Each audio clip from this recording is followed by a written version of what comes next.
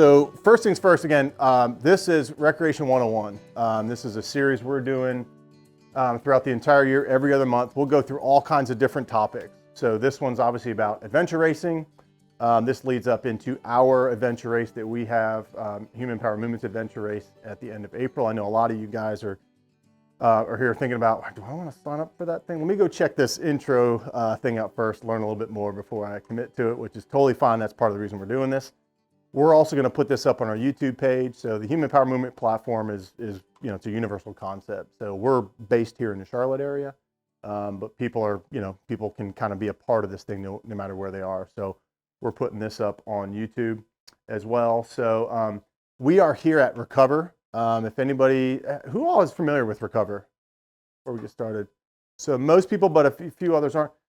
They're gracious enough to not only support and sponsor the whole Recreation 101 series, but also host us here. So this is their main offices. They've actually moved some warehouse stuff around, but yeah, they're 100% recycled apparel. Pretty cool. We're sitting here literally in right in downtown Charlotte. We're doing some merch sales today. We have a lot of Human Power Movement stuff. We're doing some sales. We've got a jersey, hoodie, hats. And then also, my associate over here, we're doing a mystery bag. So if anybody's interested, the mystery bag is $20. There is a Human Power Movement shirt and a Sierra Nevada hat, but you don't know what it looks like. You don't have any idea what's going on outside of. Do I want to wager $20 and see what kind of action's in the bag or not? So anyway, we'll deal with all that stuff later. So first things first, we'll do a couple of raffle items later, but also let's do the first big raffle first. So I've got a couple names in here. This first raffle is for a $50 gift card to Recover. So I think Wes actually won it last time and grabbed one of those. Brian, do you mind pulling up one of those styly flower polos? Yeah, that one. Yeah, Wes snagged that sick beast right there. So I don't know. We may have another lucky winner. We'll see what happens here. I don't know if he's not here. Good for you guys. All right, let's see what do I got here. Bill Farley. Bill, my man. Awesome. All right, Bill. So afterwards, we'll make sure we get you dialed up. $50 gift card. So if you want to look around too, kind of check things out. We'll get that to you afterwards. So, all right, well, cool. Chris, thank you, sir, for being our clicker. Let's go to the next slide. So again, Recreation 101. This is intro to adventure racing. I'm your super authoritative voice, which is the idiot that I am. I'm Adam with Human Power Movement. I gave myself the title head enabler. That's kind of the whole idea. We want to enable people to move. We don't care if it's running, biking, paddling, walking your dog. We don't care. We want to support that in different ways. One of the ways we do that is these events. We get people fired up about, intro to adventure racing. We do, obviously, our adventure race. This is a photo from one of the adventure races or one of the categories of adventure races we did last year. I don't know if you can tell, but this trophy, one of our local sponsors here is a woodworking company, and they put that trophy together, Stanley Cup style. It's like 40 pounds, pretty robust. So, but anyway, we love doing this stuff. My email's up there. If anybody wants to take a photo, if there's questions later, whatever it is, let me know. I think I emailed everybody as well. If you pre-registered, you should have my email as well. Obviously, we'll be here afterwards and answering questions, whatever you guys need. So, welcome. Again, super casual, but let's get down to business here, folks. Okay, this is legit stuff. All right, so topically, again, we'll kind of go over the overview of adventure racing. Okay, I'm going to try and do this in two different ways. I'm going to try and steer some of this towards South Fork Sampler. So again, I know some of you guys are here interested in that. I'm also going to kind of try and keep it generic because a lot of people that are watching these afterwards, they may not do the South Fork Sampler. They just want to know a little bit more about adventure racing. So I'll kind of do a little bit of both, but we'll go over the overview of adventure racing. A lot of times you'll see adventure racing referred to as AR. That's just a little acronym. So sometimes you'll see some AR stuff. A huge thing, and we'll dive into this, but a huge thing of adventure racing is there's tons of different styles, formats, distances, topography, all that kind of stuff. That's the beauty of adventure racing. No race is the same. It's totally different, which makes it, not everybody likes that. Some people like to say, hey, look, I like my 5K. I know exactly what it is. I like my track workout. I run loops and that's perfect. Adventure racing is not that. Adventure racing is all over the board, which makes it kind of fun. So we'll go into some of that, kind of break down some of that stuff. We'll also get into gear strategy, which is a huge part of adventure racing. Obviously, again, it's not a 5K where you're just following the arrow in front of you. There's no route. There's no course. You kind of make up your own. It's like a scavenger hunt. So we'll kind of dig into that a little bit and kind of different approaches, all that kind of stuff. And then we'll do, again, another little raffle afterwards, Q&A. Again, super casual. So if there's any questions, again, just pop your hand up, shout it out, whatever you want to do. We'll see if we can get them answered for you. Again, big thanks to Recover. They're supporting this entire series. You guys see some of the other supporting sponsors. Yeah, obviously, we got some Sierra Nevada here, so feel free to enjoy. We'll give out some other instant coffee. I don't know if there's coffee fans, but I'm a big fan of that. Trek's the sponsor, so we'll give out a gift card. There's also, if anybody signs up for Sampler, they're doing a service discount. So like, I got to get my bike tuned up and ready for the race. They've got us covered. So, and Blue Ridge Chairworks is another local company that we're starting to work with. So we're pretty excited about that. All right, next. So, all right, before we start, any questions about that real quick? Okay, part of this is really just so I can get a little sip. All right, so what is adventure racing, right? We kind of touched on a little bit real quick.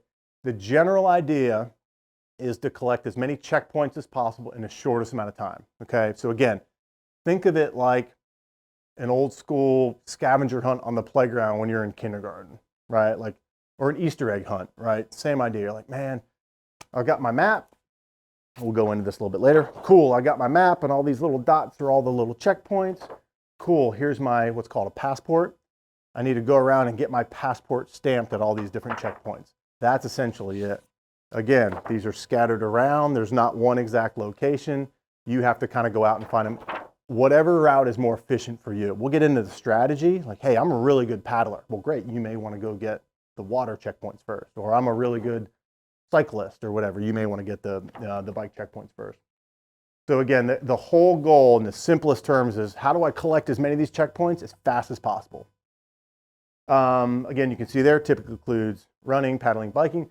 Some of these adventure races are, and we'll go into this too, but sometimes they're like sprint distance adventure races that are anywhere from a few hours all the way up to kind of where you get in this expedition mode adventure races. And those can go for days, literally weeks at a time. Like there's, 10-day adventure races out there where you are just nonstop for 10 straight days.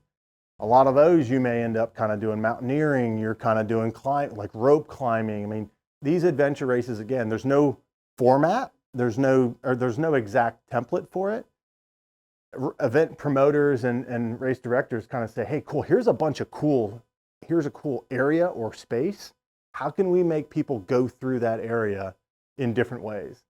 So that's what's really cool about it. There's no exact format. So there's a lot of different ways to approach how to set this thing up.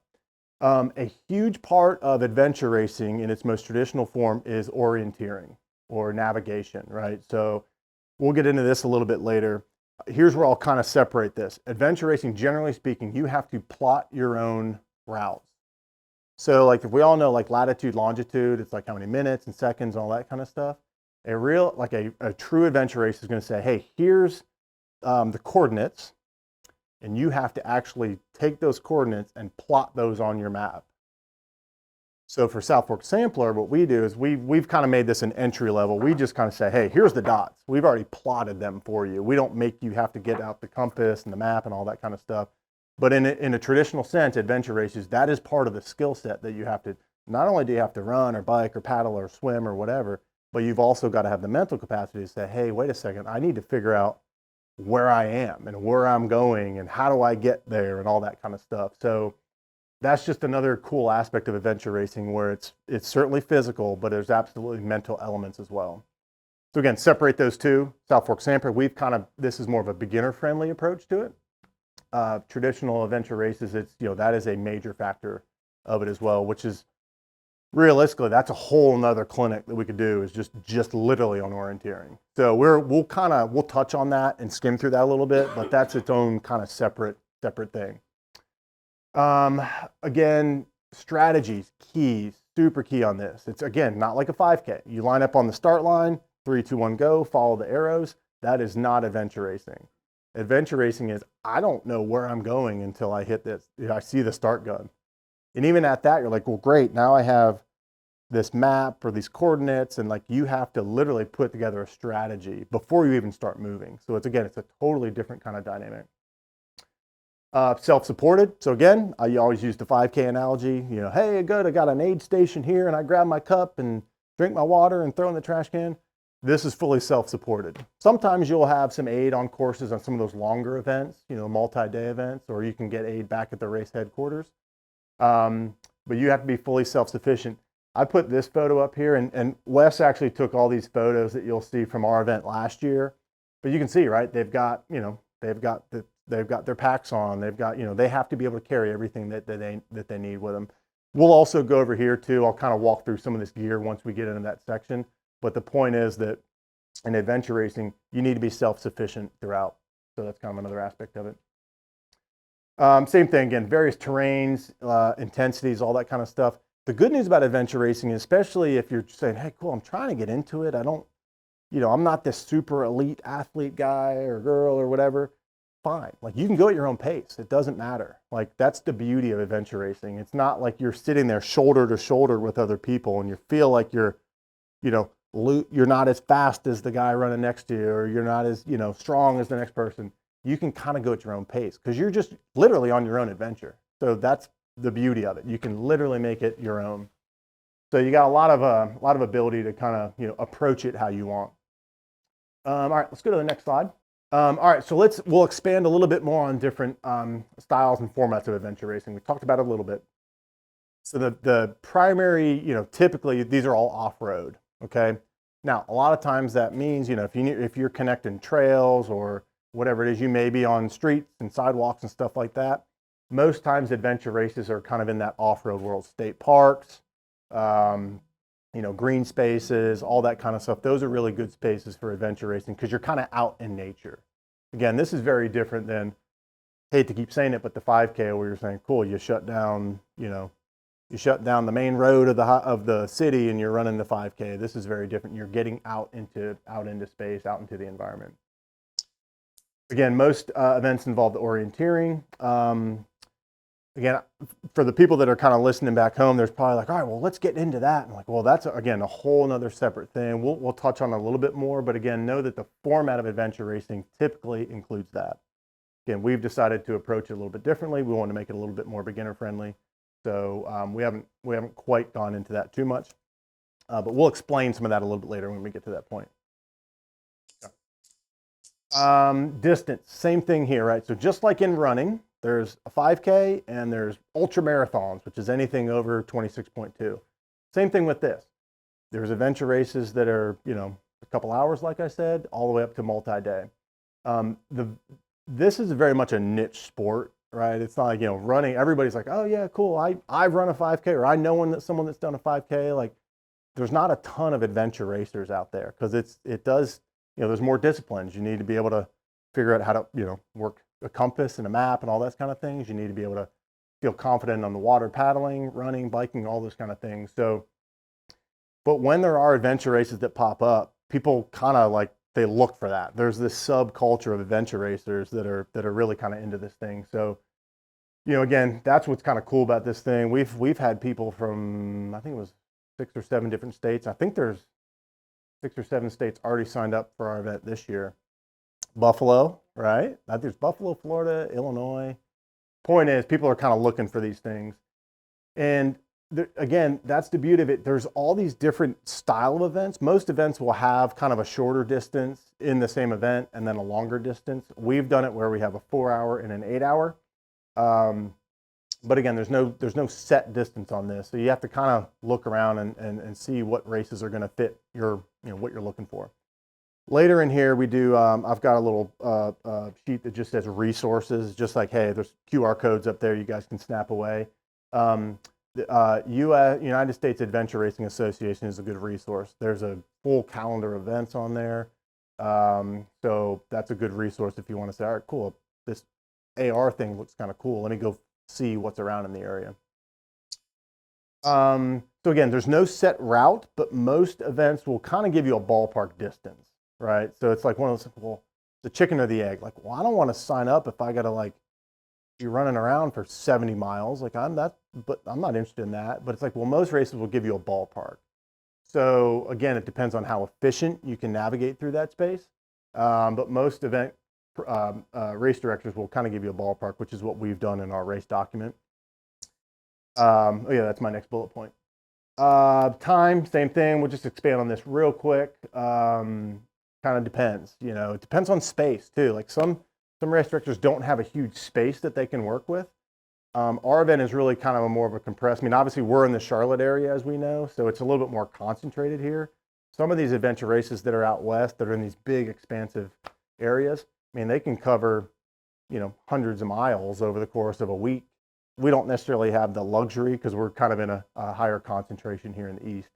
But again, that's all part of the adventure race world. It depends on where you are and what you're looking for. So you can see our 3-hour version is our corporate. We do a corporate version on Friday afternoon. Kind of gives people an opportunity to get out of the office, get active, kind of scrap it up and talk trash at the networking event afterwards, which is kind of fun. All right, so let's see. Any questions so far? I was just gonna. Yeah. Go ahead. Question.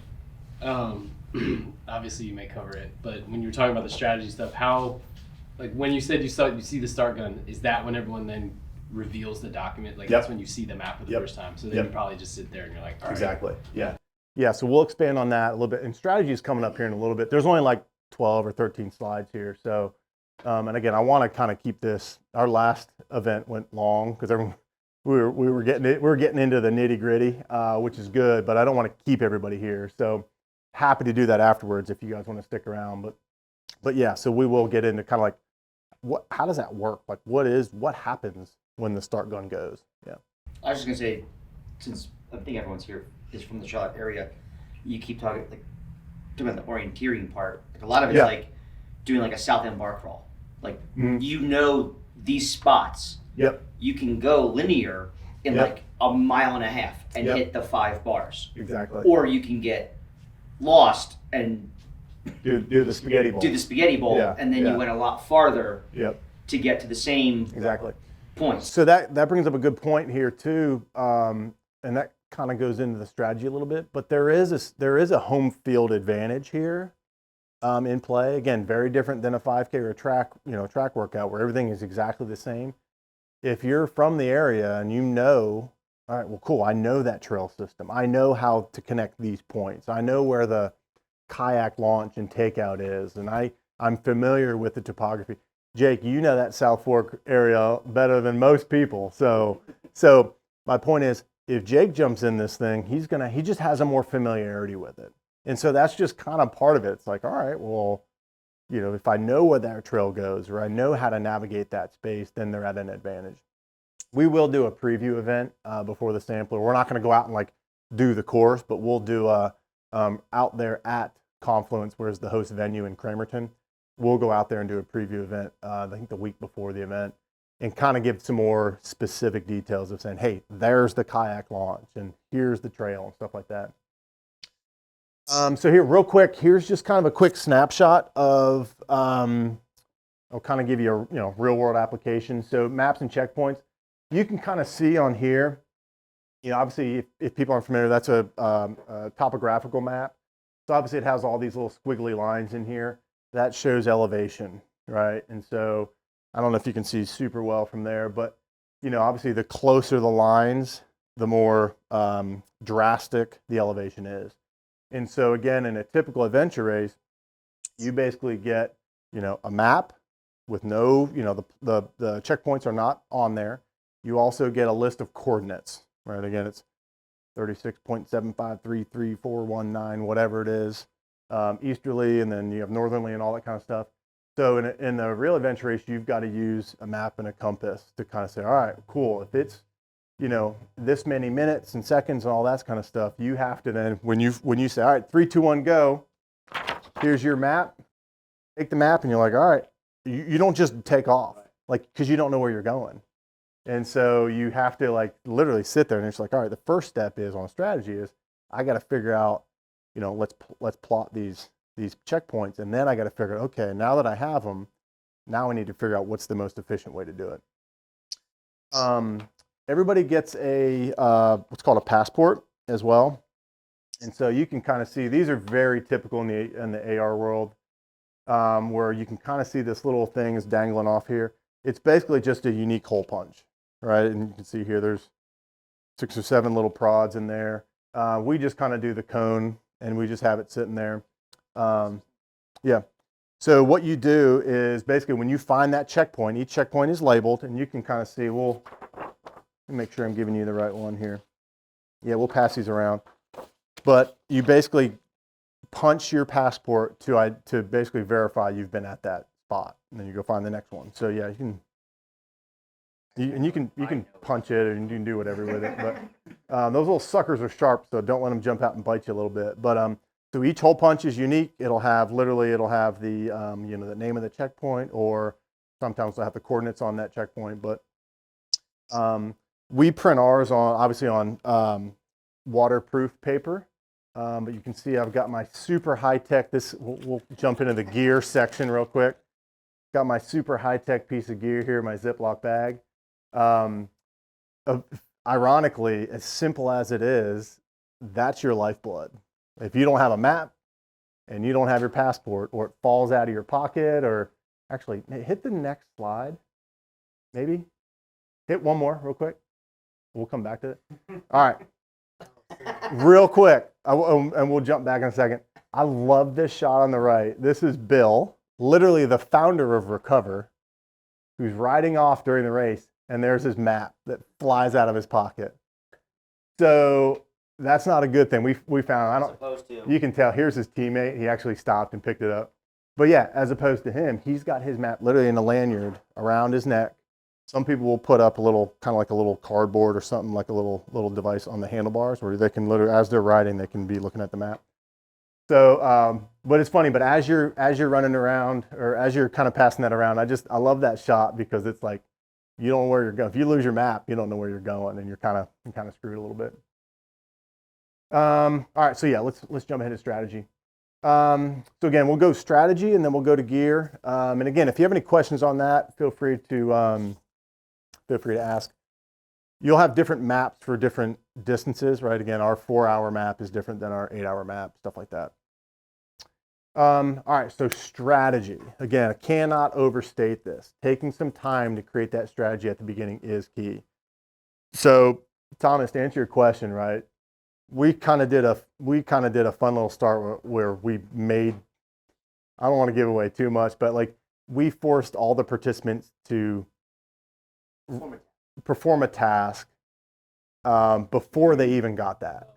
So the race started at 8 o'clock in the morning, and we had everybody lined up on the start area, and we said 3, 2, 1, go. They had to like sprint and run, and actually they grabbed a water bottle, threw it in the recycling bin, and anyway. But that was the way that we kind of started it. It's very different than, hey, 3, 2, 1, everybody runs to the start corral. They had to go do a task, come back, and then we handed them the map, the passport, and basically the information that they needed to get going. A lot of race directors will do this different ways. Like sometimes they'll have, a certain time limit where you say, hey, you've got, 30 minutes to study your map, and they won't release you. Like the event may start at 8 o'clock, but you're not allowed to go anywhere until 8:30 or something like that. There's different ways to start the event. But yeah, you literally don't know what you're doing. You don't have any idea where you're going, how many checkpoints there are, all that kind of stuff until 3, 2, 1, go.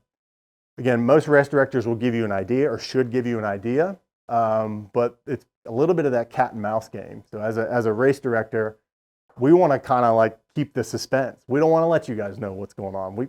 That's part of the fun of adventure. It's an adventure race, right? In its truest form. So, so the point is, once you get that, you have to then say, okay, cool. Now I have to create my strategy. Now I have to kind of figure out where I am in this space, what I'm doing, how I get from A to B, again, what my strong point is, all that kind of stuff.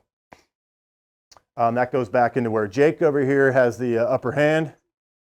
Jake's got the upper hand because he is familiar with the terrain of that South Fork River. So Jake is a good paddler. So Jake might say, all right, cool, let me get my sheet. Awesome, here's all my water checkpoints. He's gonna start busting those out early. Remember, in this strategy, it's also, you always have to kind of be thinking, like if it's let's just say a 4-hour race, you have 4 hours to complete as many, or to capture as many of those checkpoints as possible. That doesn't mean you have to be running around doing stuff for 4 hours, but that does mean if you're back at 4 hours and 1 minute, then you're automatically disqualified. So that's just a variable you always have to keep in play. You will see at the end of races all the time, it never fails. You'll see people at the end of races that are back at race headquarters, and they're getting all excited because they've been out running around having a blast, and they have a few more to go. They start to get a little nervous because they're like, oh, do I have enough time to go back out and get one more? I know that team just came back and got one. I don't know how many, but if I can get one more, then that could bump me up in a position that's, ranks me higher than them. Always happens. Again, you have to that's where you have to think about it. You have to say, all right, well, do I have time? Maybe I wanted to strategically, maybe I wanted to keep a closer checkpoint, that I didn't get earlier. I want to keep that towards the end, because if I'm down to a few minutes left, I may be able to go snag one more. That's all part of the strategy that you need to kind of be thinking about with the adventure race. So you can talk to, like, when you say utilize your strengths, you can talk about what Jim did last year, and what Lisa did last year. Yeah, so good point. So you know what I'm talking about with Jim? Well, yeah, that's a little tricky from a other side. But so we did have a team last year that they're 2 female super strong runners, not huge paddlers. One of them bikes. But anyway, they were like, you know what? This is awesome. We just want to go out. And they just ran the whole thing. They didn't bike. They didn't paddle. They just said, well, we're strong runners, so we're just going to focus on it. And I think they ended up second place. Because again, they knew what their strength was. Yeah. So they focused on as many land-based checkpoints that they could get to. Yep. So while people were paddling, they were running to. Yeah. And there is something to say about, with adventure racing, again, you're transitioning from sport to sport, right? So make no mistake, it is if you have full cycling gear, and I got some shoes, and this is a pointer, I use a recessed cleat. So if I need to run or whatever, I'm not clinking around in cleats. But if you're in full cycling gear, you got the helmet and the bikes and the shoes and all this kind of stuff. It's not super quick to just flip to, all right, well, now I'm paddling, and vice versa. Now I got to drag the boat out of the the kayak launch, and I need to I'm all wet. I need to switch into my other stuff. So I'm not saying that's, the most efficient strategy to collect all the checkpoints. But if you're saying, look, I don't want to waste time transitioning from sport to sport, that may be a way to say, hey, let's just focus on, where our strengths are. Yeah, what was your question? It's kind of like a 2-part question. Yeah. So is it a solo sport or a team sport? Yes. Yeah, well, It can be either? Okay. Vast Majority of races are really they're geared more towards the team aspect. But a lot of races do have a solo category. We have a solo category. Not every adventure race will have a team category. Not every adventure race will have a solo category. So then part of the strategy, just does the team have to travel together, or is part of the strategy okay, he's the paddler, he's the biker, I'm the runner? No. Correct. Yep. Everyone's got to be together. Okay. Yep. And one of the rules with ours is you have to be within visible. Teammates have to be within visible reach of each other. But on the corporate event, you have somebody that stays at. Yeah, on our corporate event, which is again very different than a traditional adventure race. It's the same approach, but it's very different. Corporate event's different. You have to have someone back at base camp, kind of your air traffic controller. Yeah. So our corporate event is very different than a traditional adventure race. It's in that same vein, but the rules are a little different. And again, we've created a race document that kind of goes through some of those rules and talks a lot about, solo versus team. Now, there's pros and cons to teams, right? It's like, hey, you're only strong as your weakest link kind of mentality. So it's okay if you're both paddling and you've got a really strong paddler and someone who's not as strong paddling, well, then you can only really kind of go as fast as your weakest link. The flip side of that is, especially if you're out, trying to find these checkpoints, 4 eyes are better than 2, right? And a lot of times what people will do, and what I recommend is, say you've got a team of, 2, 4, whatever it is to kind of designate certain people, like, hey, you're the navigator, like you're in charge of this, you're letting us know where we're going, and just kind of give people certain responsibilities. That way you don't end up out there and someone's saying this and someone's saying that, and now you're all kind of, your wires are all crisscrossed. So, but teams need to stay together. Is that a safety feature? Yeah, some of it is too. I mean, especially if you're out in the water, stuff like that. What we had last year is we only have teams of 2 in our general public version. But we had a couple teams that, they signed up as, teams of 2, but they all 4 of them stuck together the whole time. And that's certainly fine. They're just scored as teams of 2, but they were all just moving as a big team, and they were helping each other and stuff like that. That reminds me of, or that brings up another idea of the strategy is, again, it's very different than a 5K where you're just running shoulder to shoulder. You got to be careful about, if you know exactly where that checkpoint is and you run straight to it, the other team may be seeing you. They maybe don't know where that is. You could give up that checkpoint. So this is where that mind game kind of pops back up. You're saying, well, I kind of want to, look around, see what's going on, keep aware of your surroundings, and don't give up that checkpoint to another team that may not know where it is. So it's just another kind of thing. You always have to be aware of your surroundings, which is kind of again, you just don't get that in other endurance events, which is kind of cool. Yeah. So with the kayaks and the bike, like the equipment, Mhm. you say like there's like a headquarters or like kind of like a base area. Yep. Is everything kind of like locked up and stays there, or can you set up your equipment, like your kayak by the launch? Because like I keep thinking of Jake over here and like sabotaging his paddles or like inflating his tires. Yeah, yeah. Jake? I will be the last person in. I'm telling you, you got to keep your head on the swivel. No, yeah, it all depends on the event. But yeah, the race headquarters is usually like the kind of an area that's where, I can speak to ours. That's where volunteers are. That's where event staff is. That's kind of the main hub. And so in these events, people are coming in and out, right? It's kind of like in the triathlon, there's a transition zone. Yeah. That's where everyone's coming in, dropping bikes, heading back out, all this kind of stuff. That's exactly what we have. There's a big green space that we use. We are always there. It's not like a fenced in area that has like, barbed wire fence or anything, but it's a secure area. With that being said, you do always have to kind of be thinking about, everyone's responsible for their own thing. We tell people, say, hey, if lock the bike up if you want. That's up to you. Lock the kayak up if you want. Like ultimately, it is everyone's responsibility to take care of their own equipment, but it's very much in an area that have in and out traffic nonstop. It's usually in if it's at a state park or something like that, it's at a trailhead or a parking lot or something like that where there's bathrooms, all this kind of stuff. Do you have to use a kayak launch to launch, or can you just? So it depends on where you are. Some areas will have laws that say, hey, yeah, you can only access water in these particular areas. Generally speaking, and this kind of goes into more of like an ethical leave no trace kind of principle concept where, yeah, I mean, technically, even if there's not a law, you probably still shouldn't just trample on, if there's native plants or something that you don't know what's out there. So the kayak launches are there for a reason. So it is best practice as, again, a leave no trace principle to use the resources that are there. We've set it up to where, yeah, you really should only be going in and out at kayak launches at appropriate places. We can't govern it. We'll get into gear in a second. Yeah. Oh, good questions though. Does your race your race document probably does, but as a general consensus, does it like kind of list what the area is going to be like? So what equipment you will need? Mm-hmm. Yep. Yeah, and we'll get into that in the gear. Most races will have a required gear and then recommended gear, which is what we have in our thing as well.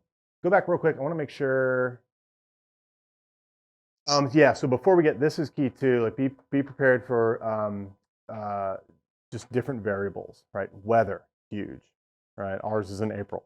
Could be a complete washout. I don't know, I'm still gonna go racing, that's fine. But you have to think about that. All right, so if I'm paddling downstream and it's pouring down rain, well, the current's probably gonna get a little quicker because more water is going into the river. So, you have to think about that kind of stuff. Nutritional needs. Again, if you're out there on a 24-hour adventure race, well, you need to be prepared. You need to all right, where are potential resupply options, whether that be a convenience store, whether that be an aid station, whether that be your own stuff.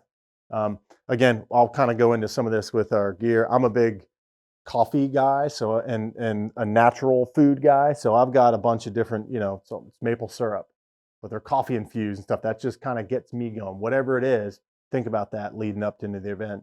If it's again, a 2-hour event, you may not need a whole lot. If it's a, 2-week event, you're probably going to need some stuff, including a bivy, and that's a whole nother deal.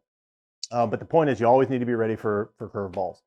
Hey, if I pop my tire, okay, well, what am I going to do then? Got to be able to fix that, right? Those are kind of some of those things. That goes into the gear a little bit, but that's also part of that strategy. Some of those kind of crisscross quite a bit. Yeah, last point, y'all can read that there. Speed is key, right? Efficiency is key. And a lot of that goes into that, right? Trying to spy on the other team that's finding that checkpoint first. That can be part of your strategy. That's, fair game. All right, everybody, we're going to take a quick break from our session. Hopefully you've learned a thing or two so far, but we are here at Recover HQ with Recover founder and president Bill Johnson. Want to throw a quick thanks to them for supporting Rec 101 and also being able to bring this to you on YouTube. So Bill, thank you for supporting this and for doing what you're doing. Tell them a little bit about Recover if you don't mind. Well, yeah, thanks for putting it on. We hope everybody's enjoying the programming. A big reason why we want to support things like this is because we're a mission-driven company. We've always aimed to educate and inspire people to be better stewards of the environment. I feel like one of the best ways to do that is to get outside and experience the outdoors yourself. So, we hope everybody's enjoying it and finding a reason to continue to protect this place we all call home. Well, that's exactly right. And let's get back to the action. We've got to figure out how we can get outside and get active and just enjoy life a little bit more. So stay tuned. Gear. So Chris has a question. No, we're missing one person. Oh yeah, sorry. It's mostly like mountain biking versus road biking, right? Yeah, so again, depends on the event, but vast majority are kind of in that off-road world, and that would, trails, gravel, stuff like that. I'm sure there are urban adventure races out there. In fact, that could be really cool. That could actually be really, really cool. But the vast majority are. See, Chris is going to say, all right, well, now all of a sudden, Human Power Movement's got a new event brewing here. Okay. You want to help me with that one? That could be fun. Vast majority are, they're trails. They're kind of, again, more in that, out in the wilderness area a little bit, as much as possible. But again, that's where the home field comes into advantage because what you consider a trail and what I consider a trail might be vastly different. Yeah. Like you might not need a full-on mountain bike to ride my trails. Yep. Yeah. You definitely need a full-on mountain bike to ride your trails. Exactly. Well, and that goes into gear, right? Even in our race document, and that's just kind of like the Bible for this thing. But in our race document, we've even kind of gone as far as saying, hey, for a short course, we would recommend tires that are this width. And for a long course, we would recommend tires that are this width because we know the terrain of it. You guys don't. We're not going to tell you where we're going, but we want to help you get set up for success. We want to say, you probably want a hardtail mountain bike. Looks like, Bill, I think it's that's his full suspension, but you probably want some sort of, give on your bike, and you probably want the tire to be this width because we know you're going to be going through this type of trail. The 4 hours, you're really not on that aggressive technical trail. So you may need this type of bike. So we've kind of outlined, we're trying to give you that information without giving you the specifics of where you're actually going. We don't want to give away too much. But so again, most people should kind of give you enough information where you should have a ballpark idea of what to expect. Then, once you get there, then you'll eventually figure out, like, okay, that's why they were talking about this. That's why they said I needed to take a crowbar into this thing. I didn't know what the hell was going on here. Anyway. Just out of curiosity, the girls that you said ended up running, did they have enough information from the document that they were like, we're going to go and run this? Or was it once they got the map that they were like? They came in with a plan to run. Yeah. And part of that was their strategy, right? They're super strong runners. You can get the map and then it's like, damn, maybe not as many checkpoints are land accessible. Right, and that very well could have happened. They were just going out. That's the beauty of adventure racing. They were going out and say, cool, like, and I think they got 15 miles in or something like that. But again, that's also to like, Yeah. everyone here has done some sort of event where you've signed up online. You've seen the event webpage. So like, Adam does a great job. A lot of adventure races do a great job. And they tell you like, it's XYZ. It's going to be like this much, trail type of stuff. And you go, okay, well, we can run trails. Yep. Like I can't run trails as fast as Adam can mountain bike them, but And again, it all kind of depends. Like there could be a checkpoint that's at the top of this mountain. I'm making up a theoretical here. At the top of this mountain, well, there's this trail that kind of circles around the mountain, and it's a 5-mile climb to the top. Or I'm just going to bushwhack straight up. I'm not a big mountain biker or rider or whatever, but I can, travel a mile up. I'm a mountain goat, and I love climbing up and down mountains, and I'm just going to bushwhack straight up. Those are both decent options, right? That depends on where your strengths are. All right, well, that's a good segue into gear, right? So obviously, you can be soaking wet. You can be, I'm only doing land only, whatever it is, but you don't need a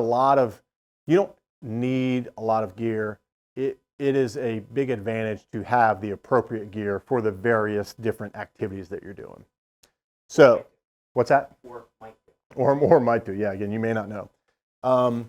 Again, in our race document, we've kind of outlined, required gear, recommended gear, all that kind of stuff. You guys can go check some of that stuff out. You saw it in a previous picture, the picture on the left. Where is it? Yeah, there. Right, these are great. This is just your classic Camelback. It's got a bladder in it. So again, if you're out for, let's say you're doing, whatever, an 8-hour race, right? You can fill up your water bladder. You got the hose right here. You can stuff, tools, like bike repair tools.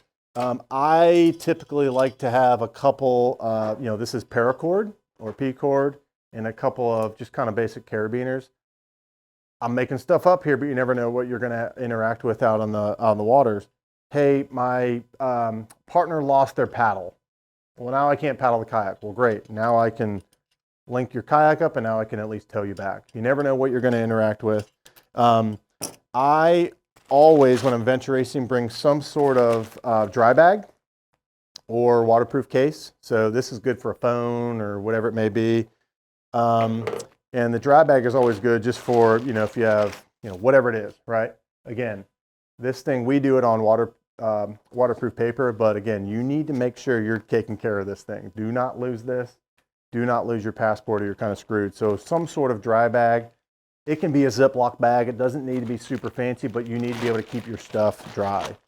I always have even just a little towel. Again, if you're transitioning from water to land, you may go land, then water, then back to land, then back to water. Again, you don't know what's going to happen. So having a quick towel is good.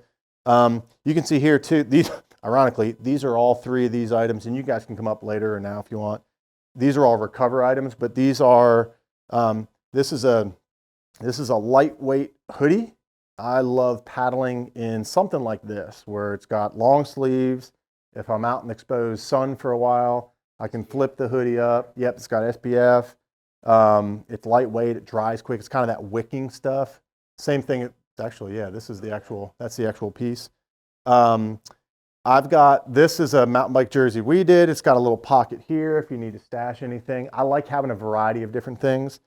The most technical piece of gear that I typically use, I learned this in my triathlon days, is a bucket.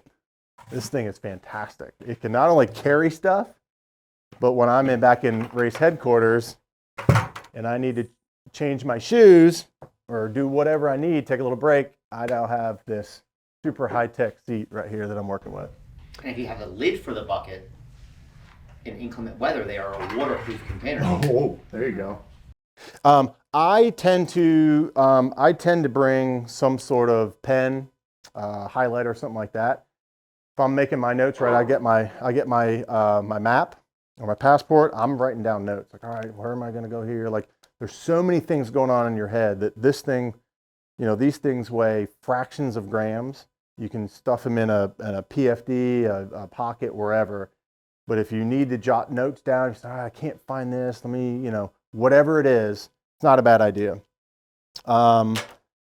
Again, I brought a couple different shoes, my cycling shoes, running shoes, obviously a bike helmet, PFD, right? So you need all those kind of things. We have set up our event to where we have kayak rentals on site through the Riverkeeper. So again, not everybody has a bike, not everybody has a boat, not everybody has all this gear. Well, cool, you don't have to go out and buy all this stuff like for our event. Again, check with whatever event you guys are doing, but with our event, on-site kayak rentals, great. I don't need to load it up in the morning. I don't need to load it up at the end of the day. We also have bike rentals there on site. We actually do a bike rental operation out of the Confluence, which is the race headquarters out there. So if you want to use those bikes, you certainly can. Obviously, bring your own gear. That's certainly fine too. Yeah. Is the bike and kayak rental that you guys do, is it free with the event, or do you have to pay if you rent through it's separate, yeah. So we don't like fold. If we folded it in, we'd have to charge everybody more for it. So we said, hey, just add it on if you want. It's just like everybody gets a Recover shirt. Everybody gets all this stuff. If you want to add, oh great, cool, I want one of these. We do a bunch of other merch at discount, but that's an add-on. So same thing with the bike rental and kayak rental. Yep. That was going to be my question. So bike rentals will be available for this year's South Fork Sampler? Yep. That's very good to know. But those are they're limited. We only have 5 of them. And so sizes are limited. So we have a request form online. People can request, then we'll confirm if we are able to fulfill that or not. and the boats too. Correct, Or yeah. not like day of, show up and expect a boat. Correct. For our event, we have a gear rental request form that people should go on, and we can then confirm, say, yep, we have you down, because there's only a limited number of, certainly there's a smaller number of bikes, there's more kayaks, but some people say, hey, I want to reserve a tandem kayak versus 2 individual kayaks, whether it be for price or navigation, whatever it is. That form that we have, again, it's up to each event, it's all different, but we have that where you can request that. We can then confirm ahead of time, because we know we have a certain number of tandem kayaks. Some people prefer that. You could theoretically, like some of these adventure races, there's canoes. We had a guy do it on a stand-up paddleboard last year. That depends on where you're at and what your strengths are. Like, I was going to say, some people, when you talk about the strategy in team versus solo, some of the strategy is, okay, I'm the navigator, your job is the punches. So when we come into the checkpoint, your job is to get off your bike and get the punch. I'm gonna start pedaling. Yeah. And you catch up. Yeah. Or the tandem kayak is, okay, great. You're there it is. You get out, get the punch, get back in, and by go. Yourself in a moving river, and now you have to punch your card. Yeah. Well, you know what's great? You in the back. Yeah. You're in charge of getting the punch. I'm going to be in charge of keeping the kayak still. Chris is basically doing it's brawn and brain is what he's saying. You get the motor paddling, and the smart person's up front figuring navigating. Strategy, which goes back to where your strengths are, where your weaknesses are. So it's back to Adam's 5K. It's not just gun, run, done. Yeah. There's a lot of in the middle time. Let's see, gear. What other gear? Again, this is a kind of a quick overview. Again, we're trying to keep this concise. We're happy to go into more details and stuff here, but I just, that's kind of the general overview. Let's recap gear. Have a variety of different gear that you're going to need for different situations. Some of which based on a race document, other things. Some of which you don't know, right? Again, obviously, if it's looking at the weather and it's pouring down rain, I'm like, okay, well, I may need to bring some additional gear. Maybe I need to bring a pop-up tent for the race headquarters that I need to, Yeah, exactly. All that kind of stuff. So anything else on gear? Again, I know that's kind of a quick overview. Happy to kind of go through some of the stuff in more detail with you guys. One thing to think about too, obviously, South Fork Sampler, we're not doing these overnight things. We're not doing all that stuff. If you get into multi-day, nighttime stuff, that just kind of, all right, now I have to think about all that. Headlamps. You know, I have to have a battery pack to recharge stuff. You know, multi-day stuff, if you're doing a week-long thing, well, at some stage you have to sleep. So a bivvy is probably your idea. A bivvy is basically like a super small kind of, it's a small tent. It's basically like a little cocoon you can just catch and sleep in. So, you know, if you're doing all those things, that's a whole different level of gear that you have to start thinking about. So again, a lot of that should be outlined in the race document. All right, resources. Again, I'll send this out, at least to everybody that have their an email address. If you haven't, what's that? Yeah, we can do that. Here's a couple of resources. Feel free to snap these. We'll bring back to this. Squiggly Lines is a book. Marcus got me turned on to this.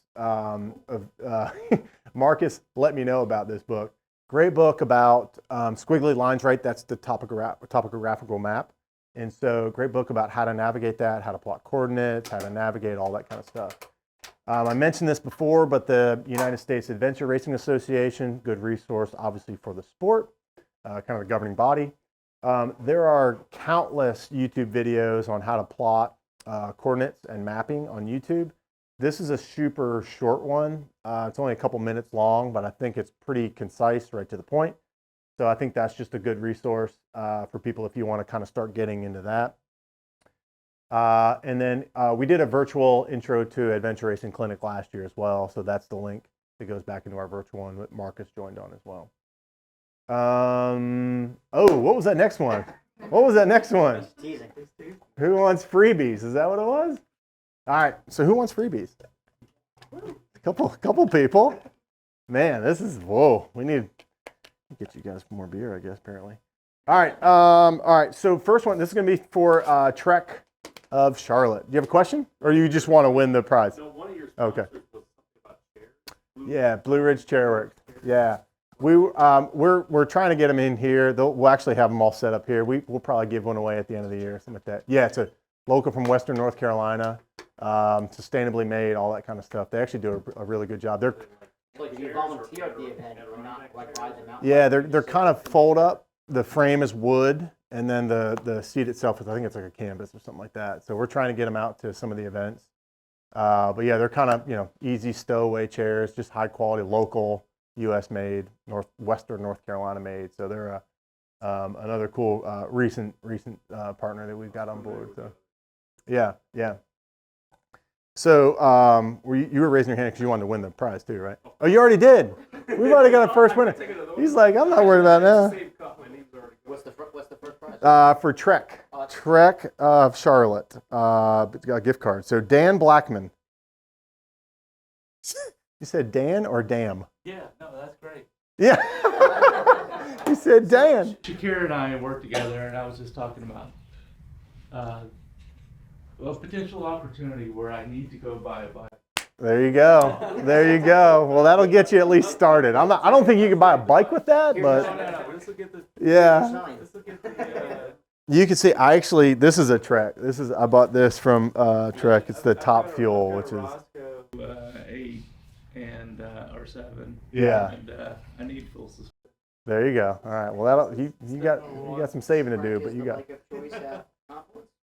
Yeah, the rental bikes at Confluence are Trek bikes as well. The top dual sport 3s are the bikes out there if you guys want to look that up. All right, next one. What do we have? Oh, wow. Any coffee lovers out there? All right. So what was your name? Shakira Hood? Boom! Winner! Nice, congratulations. That's awesome. I actually just got back from a river trip in Arkansas, and we consumed a lot of coffee. That was our coffee of choice down there. It was a pack rafting trip. So that's really good stuff out of Bozeman, Montana. So, all right. I don't think I have any more giveaways. Right? There's more beer in there if you want. All right, well, cool. Let's pop that back. The video recap's going to be on our YouTube page. We'll do a recap thanks to Brian. with Cedar River Studios. So give him a high five and thank him for coming out. We'll put this up on our YouTube page. So subscribe to that. It's Human Power Movement. Y'all can figure out how the internet works. Other than that, if you don't mind popping up the other QR codes. One question. How did everyone here, just like instead of like introducing yourselves, how did everyone here learn about this tonight? Thomas. Thomas! Yeah. I learned about it Stupid, from. simple. I think it was somewhere on social media. I don't remember exactly where I saw it. But it was somewhere on Nice. social media. Yeah. I would never do this, but I'm curious how often it's happened. Has someone taken the punch or moved the Yes. the marker? I'm sure it has, yeah. And that's where another one of those things, if that happens, yeah. In the rules, and again, I'll have to go back in and make sure that I'm refreshing my memory on the rules, but one of the rules is if you tamper or damage or move any of the checkpoints, then that's an automatic DQ. Yeah.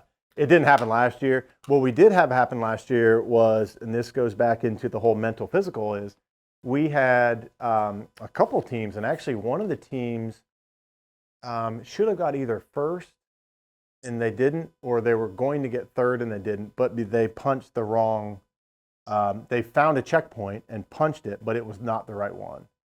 So you have to think about it, that's all part of, that's not a strategy thing, but that's a, yeah, the passport. Yeah. So they had punched, if it was named Island or whatever, and they punched one that said, Trail or something like that.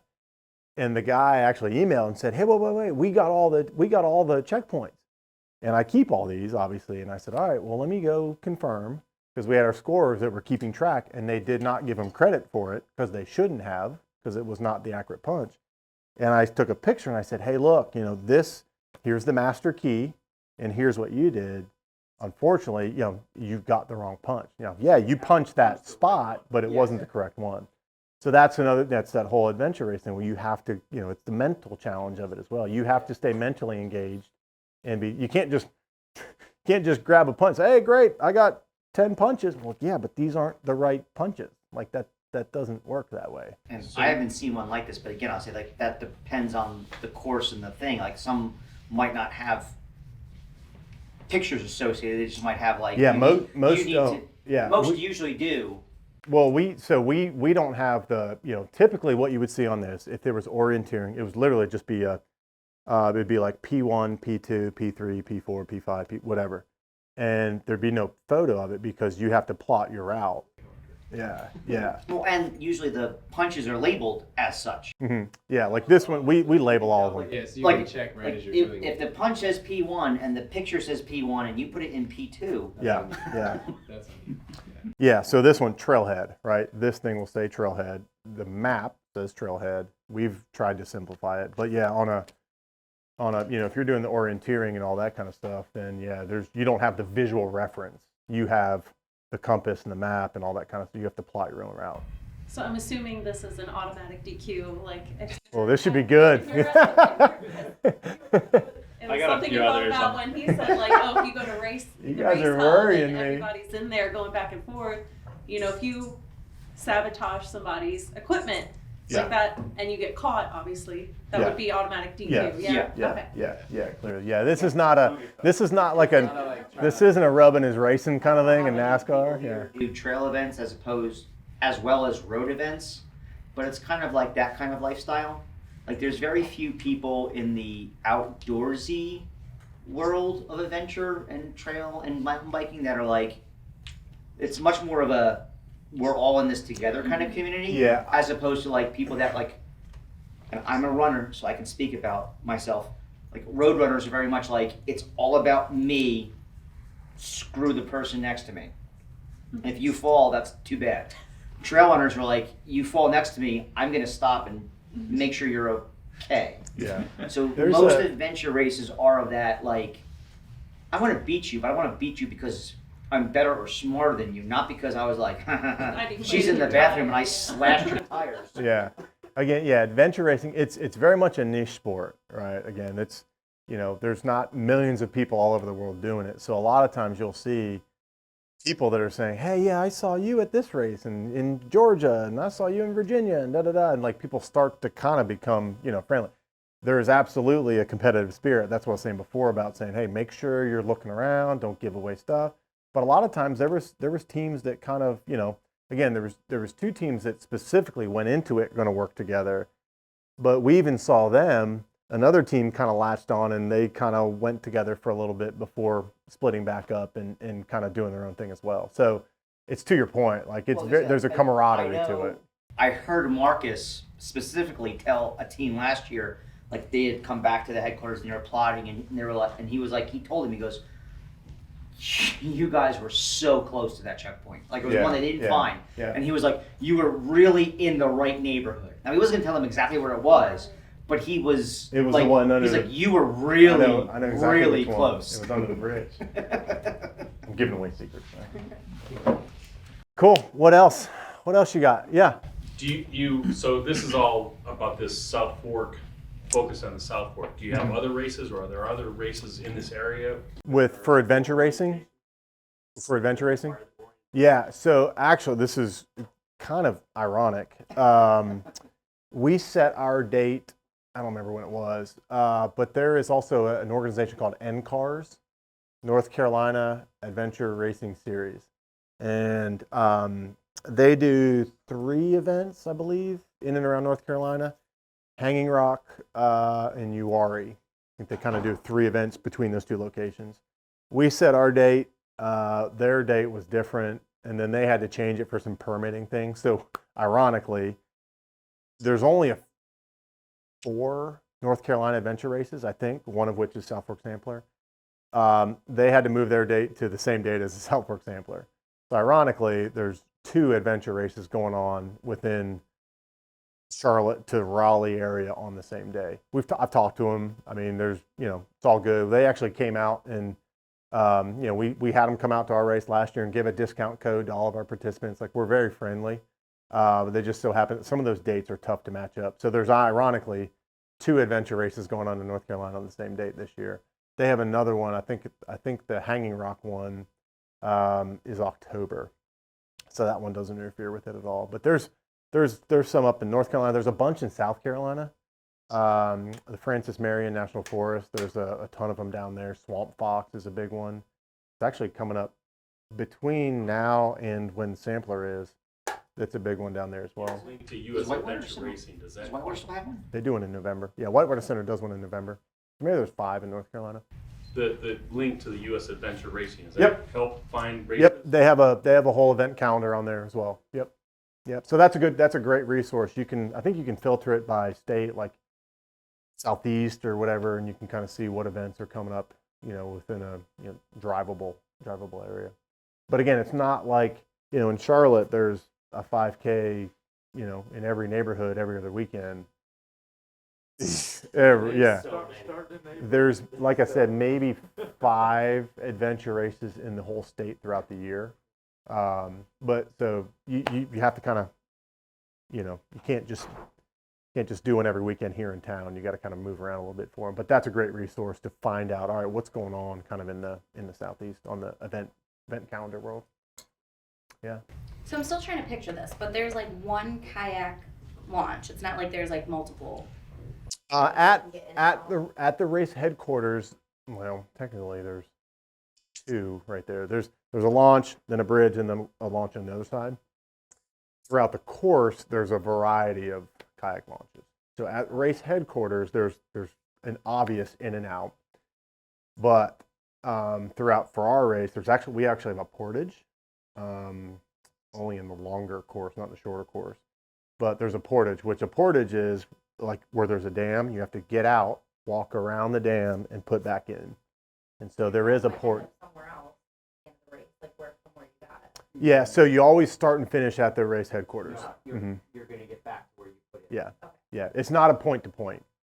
So think of it like a hub and the spoke, right? Here's your race headquarters, and you're going out and catching this one. And then if you want to come back in, and great, get off the bike, get on the kayak, catch this one, come back, run, whatever it is.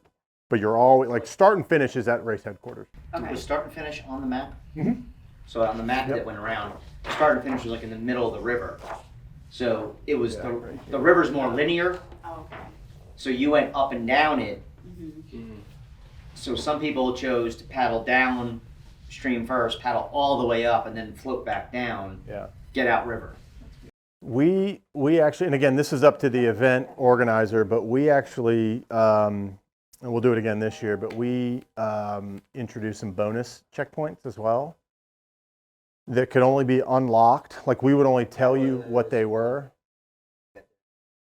We would only tell you what they were if you got certain other checkpoints. Like you had to have a certain number of. There you go. Yeah. So like we wouldn't let you know what that was until you said, all right, well, you had to get the farthest one on the kayak. You had to get that one. And once you do, or I think it was that and it had to be within a certain window. Cool. Now we'll let you know what the bonus checkpoint is as well. So again, that's another kind of fun cat and mouse game that we played. But the other thing was, so it was a three-parter. One, you had to get a checkpoint to enable yourself. Yep. In Certain time window. In a certain time frame, you had to get a checkpoint, come back, prove you got that checkpoint to be able to get the bonus points. Then there was a We second gave you bonus a point. clue about what the bonus points were. If you said yes, you had to go do them. Like you couldn't and come back right away. Yeah. Like you couldn't go, okay, thank you, I know what it is. So like you might be on your mountain bike, which it was last year. Well, we had one on water, one on land. We had one on water, one on land. And so a lot of people. I shouldn't have said that. Giving up information. Okay, well it's only two. Like there's no air course, so there's only two other. So how do you know that? You don't know that. But so like, and that was part of, and we explained that in the beginning, like, so Space if Force now.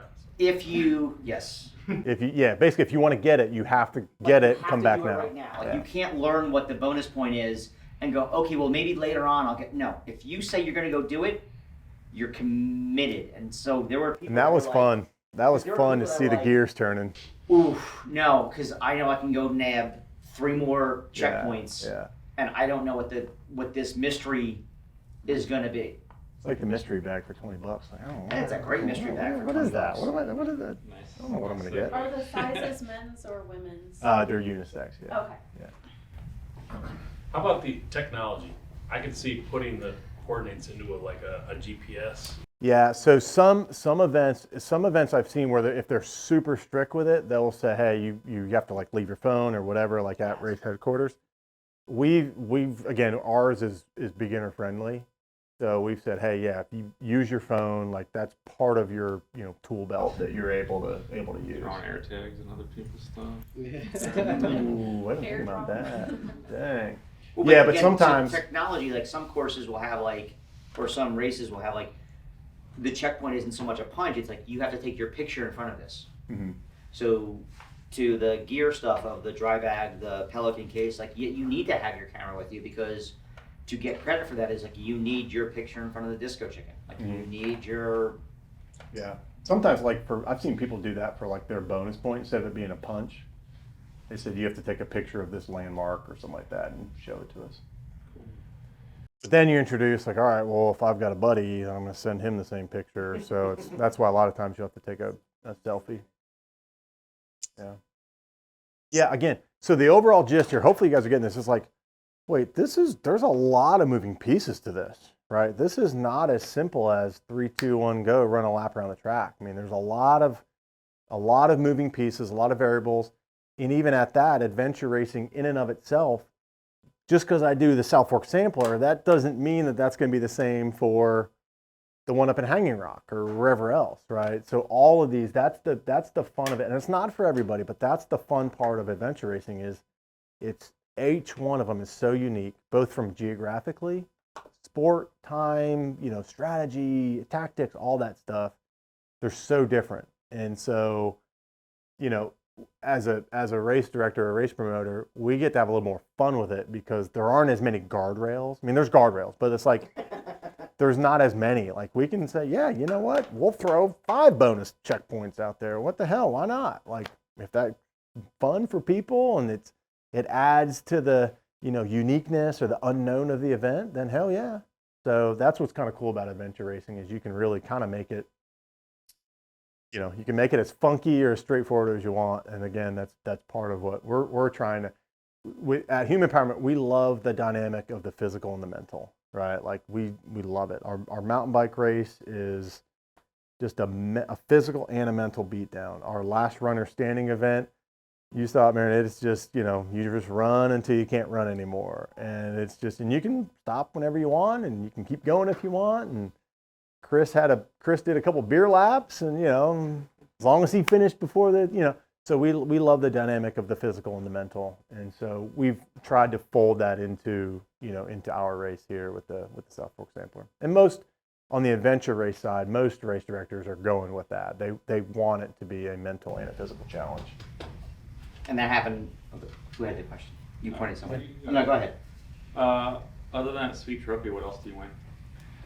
I actually just showed him earlier. So each team, the winning team, so that's kind of Stanley Cup style. We engrave the winning names on there. That stays at Confluence throughout the year.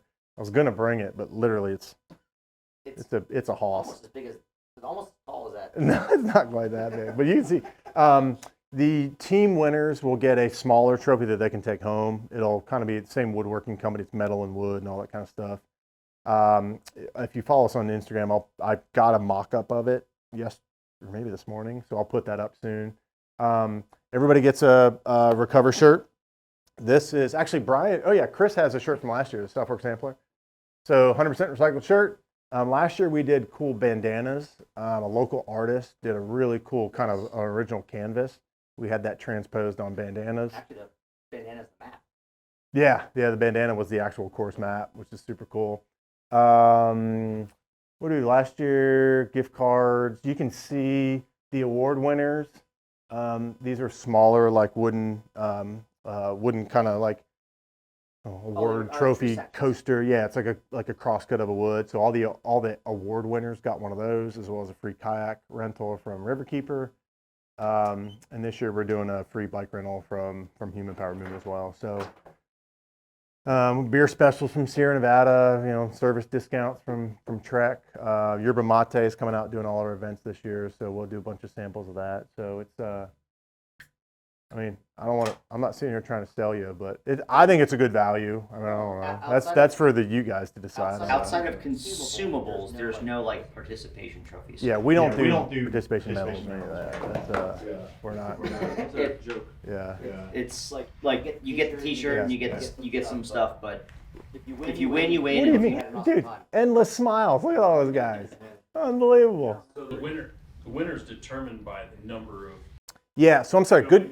Yeah. Amount of time Good question. I should have mentioned that earlier. So the rankings. For the winner, Yeah, the rankings are first and primarily ranked by the amount of checkpoints you get. So if there's two teams that get 10 checkpoints, this team gets it in 2 hours. This team gets it in 2 hours and 2 minutes. Then this team wins. That's why you buy your volunteers beers. Yeah. So the first kind of thing is how many points did you get? How many checkpoints did you get? Obviously ours was, checkpoints and bonus points. And then if there's a tie, like, hey, you both got the same amount of points, then it goes by time.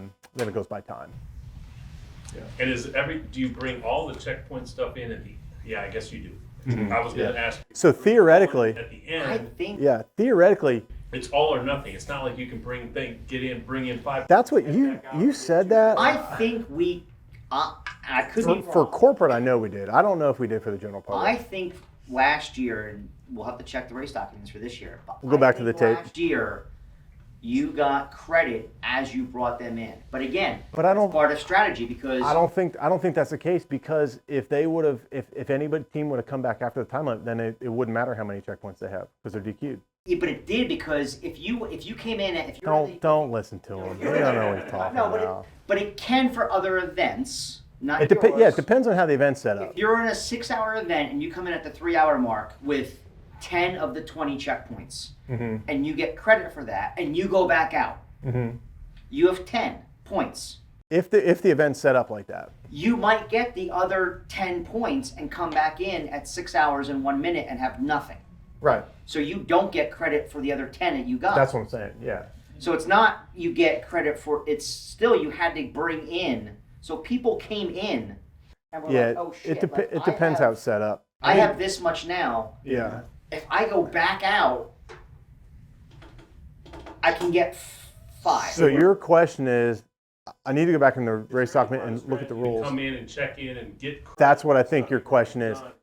I need to go back and check. I think, I don't know. It's going to depend on. It's going to be race specific. Yeah, I don't remember where we landed. In other words, is So- it all or nothing? Like if you go out and I think it's all or nothing. You're making me think that maybe we did it a different way. I need to go back and check. But there will be there's many times that people say, all right, 3, 2, 1, go. It's an 8-hour race. You don't see them for 7 hours and 58 minutes. Like they never come I'll back. temper what I said with maybe because of the influx of newbies to the race last year. Yeah. People were I coming remember. in to ensure that they got the right checkpoints because we were absolutely verifying checkpoints all race day. Yeah. Like people were coming in and going, I got these 4. And we were like, yes, you've got these 4. Yeah. We'll have to check on that, but I'll make sure that that's clearly defined in that race document. Yeah. Because I feel like so Shakira and I may be in the What do you remember from last year? minority here asking, because we're going to do the corporate. there watching. Cool. Okay. And Yeah. it looks like everybody else is here because you invited them to do individual events or whatever. But the way I understood it is the corporate one was somebody's at the headquarters Yep. and you run out and you come back. Yep. And In the corporate version, it's set up to where there's teams of up to 7. There's always has to be at least one. So you can have a team of 3. There always has to be one person at race headquarters, and teams of 2 go out. So like, all right, cool. Where's our checkpoint? Hey, great. You 2 going to go out and get this checkpoint on bike. Great. You guys go off. You come back. Check in at race headquarters with the event staff. We check that off. 2 other people then go out and say, cool, we want to go out and paddle and get the, this blue one, and then come back. So that's a very different one than the general public one. Yeah, that one you are kind of going out and coming back, and you are accumulating your points as you go along. You still need to get back and turn. So at the end of the day, everybody turns their passport in. That's when they say, hey, I'm done. Consider me done for the event. They turn their passport in. We count how many points you have. So that is very different for the corporate event versus the general public event. So that's very much a yo-yo kind of concept versus, you're out and you're just roaming around until whenever you want to come back. The corporate one, you have to come back. And the other difference is we saw a poster in Rhino rather than hearing from them. This one? The one over here? Yeah. Yeah, nice. Good. Have you We're ever- excited. In Yeah. your experience as race director, has anybody gotten lost? Oh, hell yeah. Like not Yeah. like never checked in, never came back. Like you had to be like. And we haven't lost anybody, if that's your asking. Yeah, that's the difference between getting lost and losing somebody. Yeah. Be like, oh, this person No. hasn't come back yet. No, So that no, was no. their part- Okay. No. And again, we're ours. I probably would. I would. Yeah. Last year, for the short race, the whole event happened within a 1.5 mile radius of race headquarters. The longer race, I think, was like 3.5 miles. So you're never super. I mean, you can see this was the route for last year on the long course. You're never super far. And again, we've said, yeah, take your phone, take whatever. Like everybody gets my cell phone. Everybody, there's literally a fire station 3 feet from where we're going to start and finish. There's a bar 1 foot from the spot. Yeah. So yeah, we've tried to make this a very entry level, beginner friendly approach. And so yeah, I think theoretically you could get lost, but you're not. I mean, it's McAdenville, Lowell, and Cramerton. I can see where this is probably hard to answer, but can you give a ballpark, like a distance for the run, a distance for the? So we can give a distance for land, because it's up to you whether you run or bike or whatever. Right. Land and water, both of those, off the top of my head, I don't know, but both of those are defined in that race document. Gotcha. Mm-hmm. Which we'll get at what? It's online right now. Oh, is it? Yeah. Okay. Yep. I think you said the 2 girls that did it all run were like 15 miles. I think it was something right there. I know it was over a half marathon, which is 13.1. But again, they were kind of using it as a training run too. So they weren't They're super strong runners. They weren't worried about like. Yeah. It was cool to see them on Strava too. Like these Stravas are awesome. There's just like stuff everywhere. It's great. It's great. Yeah. Well, cool. Well, let's wrap this thing up. I'm going to be around here for a while. All right. Thank you guys for tuning in. Hopefully you've learned a couple things from today's Recreation 101 session. Before we sign off, we are here at Recover HQ with Bill Johnson of Recover. Huge thanks once again for them to support this whole series, as well as give you the tools, knowledge, and understanding to get out and enjoy nature in different ways. Yeah, well, first off, thank you for putting this on in Human Powered Movement.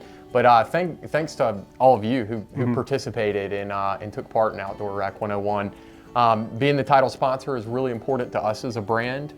You know, as we talk a lot about sustainability, we really think of it as really the constant pursuit to do better. We're always trying to improve our systems, the way we do things, and just give more people access and exposure to do things the right way. And we feel like Outdoor Rec 101 really speaks to that. So we're really excited for all these new outdoor enthusiasts who've completed the class, and look forward to seeing you guys out there. So thanks again for putting it on, and thanks to all of you for participating.